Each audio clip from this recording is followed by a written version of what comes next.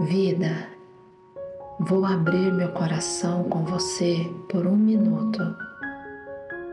A verdade é que às vezes eu tenho medo de que a gente vá se acostumando demais um com o outro e esquecendo de cuidar do que fez a gente escolher ficar juntos lá no começo. Eu não quero que a gente vire só rotina. Eu ainda quero que a gente seja a escolha. Por isso, eu resolvi abrir meu coração para você. Beijos.